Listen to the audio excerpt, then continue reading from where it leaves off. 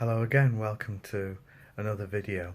One common diagnosis in the mental health field, very common, is anxiety and all its various manifestations. But sometimes people get diagnosed with anxiety and it's something else completely. So very commonly it could be hypoglycemia, which is low blood sugar level, which is often associated with diabetes. So that's always worth looking at, hypoglycemia, and having your bloods tested at your doctor's. And another manifestation which is similar to anxiety or associated with anxiety is something called migraine associated vertigo, which is a massively undiagnosed manifestation of migraine. When you talk about migraine, most people think about headaches, which is true. Obviously, migraines do involve headaches a lot of the times, but they're not always headaches, and you can have what's called vestibular migraines, which are inner ear migraines. So obviously the vestibular apparatus is part of the inner ear, and when you get vestibular migraines, it causes many of the symptoms which are like anxiety. So the vestibular apparatus in the inner ear is responsible for balance. So if you get vestibular migraines, you might be diagnosed with having anxiety, when in actual fact it's a migraine problem. And if you have migraines without the headache, then you wouldn't know it was migraine. You might just feel unsteady and the symptoms that I'm going to come on to in a minute. So you might not actually know what your problem is. So just to go through vestibular migraines, some people call them vestibular migraines, some people call it migraine associated vertigo, because one of the biggest symptoms in vestibular migraines is vertigo, which is obviously very frightening and very upsetting. I have personal experience of this, so I thought I'd use this video to mention my own experiences of vestibular migraine or migraine associated vertigo, to tell you how that came about. So it was in my early 20s probably when I was first felt ill, felt off balance, felt a little bit spaced out, not quite there, and occasionally I would have what are called ocular migraines, which are eye symptoms. I mean, the first ocular migraine anyone has, they think they're going blind, and I did. I was frightened to death.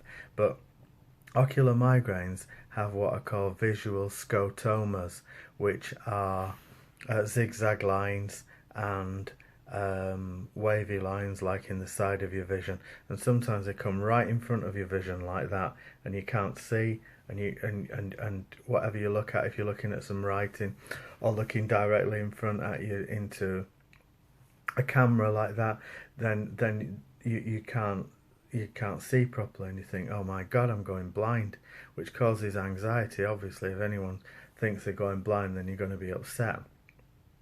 So you get these what are called ocular migraines, and they can be triggered by things in big box stores such as WH Smith, B&Q, places like that where they have fluorescent lights. So I'm in my early 20s, and every so often I'd go funny in these large shops, and I thought, what, good God, what's going on? And just go a bit unsteady, a bit unbalanced, and a feeling as if I was going to faint or pass out. So looking back, and after many explorations and reading, I found out that these were the manifestations of migraine associated vertigo. So typically I'd go into somewhere like Boots or WH Smith, and I'd feel strange, a little bit dizzy, a little bit not there, a little bit just odd. And then anxiety would kick in, and then I'd have to leave the place. because when we're anxious, we just want to get away. I know it's not the CBT thing to do, but when we feel dreadful, what we want to do is get away from where we are. And that's what I used to do. So I'd go into Boots or wherever it was where they had fluorescent lights, and then I'd leave. It could be a supermarket as well. And in supermarkets, Tesco, Asda, anywhere like that, you would get like the fluorescent lights, lots of colours, lots of movement, music, lots of visual things coming towards you. And it made me feel unsteady, it made me feel terrible. And then I'd get out, and half an hour later it'd go, because obviously the anxiety would have burned itself out, and I was away from the visual stimuli that was causing the migraine associated vertigo. So I felt terrible, and I always attributed it to anxiety. And when I went to see my GP about it in the early 1990s, he said it was anxiety. So he said, obviously, it looks like anxiety. If you want to flee from a supermarket, it looks like anxiety.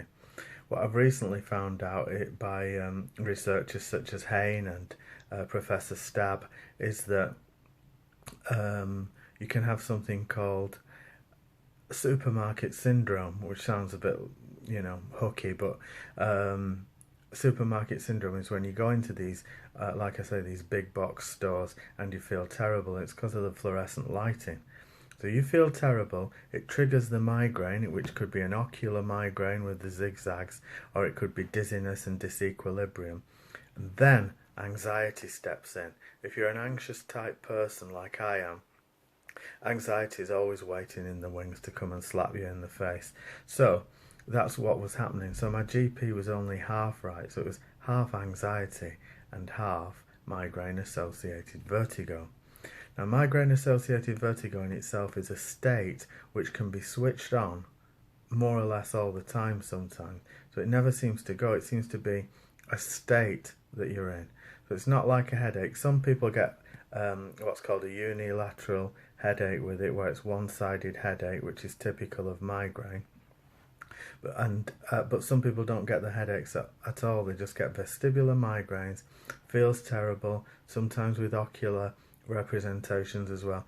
They feel terrible, and it's very often triggered when you're out. Motion can trigger it. You feel like a sense of imbalance, you feel dizziness, very commonly you feel lightheaded, you feel terrible when you're moving, if you're in a car or a train or on a boat.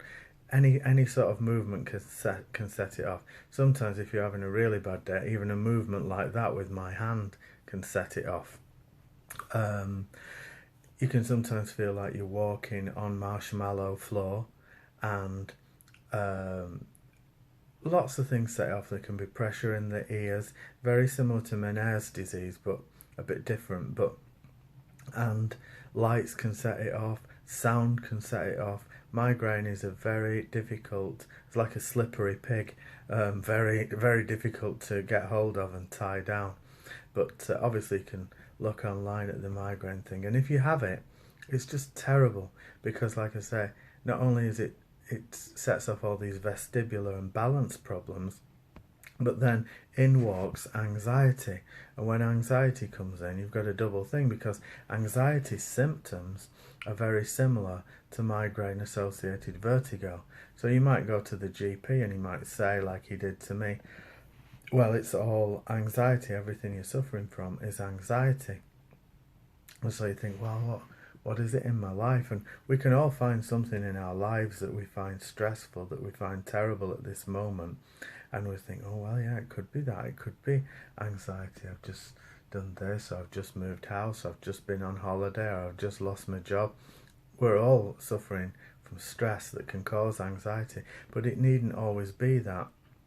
So my message in this video, which is about really migraine associated vertigo, if you're having imbalance, dizziness, lightheadedness, motion sensitivity, marshmallow floor, you might feel nauseous, it might be triggered by movement, if you've got pressure in your ears, photophobia, which is being set off by visual stimuli, phonophobia, which is being set off by noise. That's a very big thing with vestibular migraine, where you'll be Maybe you're in a kitchen and someone drops a pan or a plate or something, and you go, oh, you know, you shake like that, and you wonder. It really sets you off, and it sets off this complete disequilibrium, and sets off a state inside you.